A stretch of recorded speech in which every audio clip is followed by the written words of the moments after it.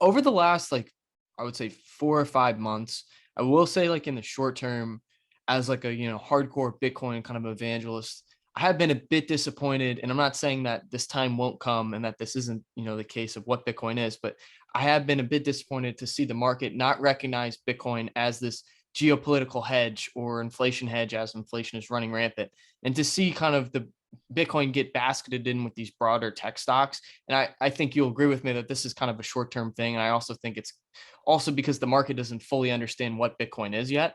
What do you guys think about Bitcoin in the basket of just the broader macro environment? Obviously, we've got the Fed, quote unquote, trying to tighten. They're saying, it's talking very tough. We'll see how long their charade lasts. But I guess wanted to hear your thoughts and just riff a little bit on macro and Bitcoin's kind of position in the broader market. Well, the price up towards 70,000, I think, was telegraphing a lot of inflation to come, right? So Bitcoin's markets are discounting mechanisms, and now that inflation manifested and people are talking about it and it's front page news, you buy in the rumor, sell in the news, right? So you have a pullback now that you've got that the news happened. It was, you know, leading up to that event that was not yet on people's radar. So now the pullback is back to this level, and it's building a nice base. And before it makes that big assault to another price range, I think this price range and this era in Bitcoin I call the Michael Saylor era. So Michael Saylor came in roughly 2 years ago. He started buying it at 10,000. I think MicroStrategy started buying it at 20,000. They've got a cost basis of 30,700, and which is roughly this range, this price range, the Michael Saylor era, MicroStrategy era. And but I think we're coming to the end of that era, and we're going to enter a new era.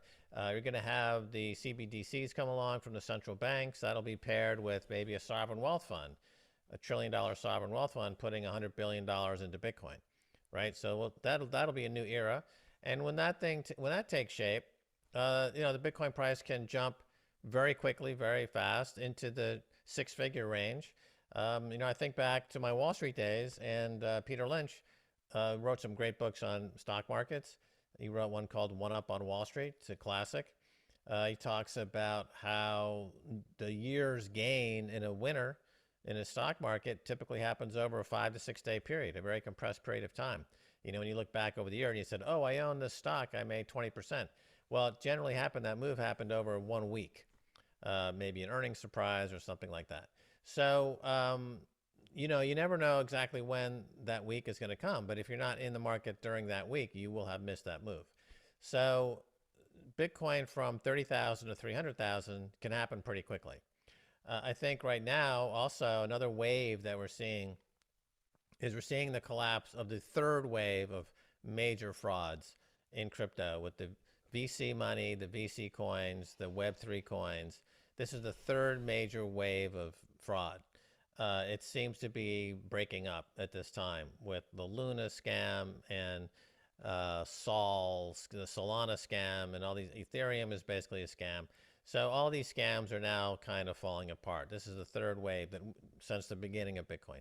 And that'll bring in now a new wave. And I think that new wave, Stacy talks about really the CBDCs as being the fourth major wave of central bank crypto fraud, right? It's no longer going to be Andreessen Horowitz doing crypto fraud. It'll be European Central Bank doing crypto fraud.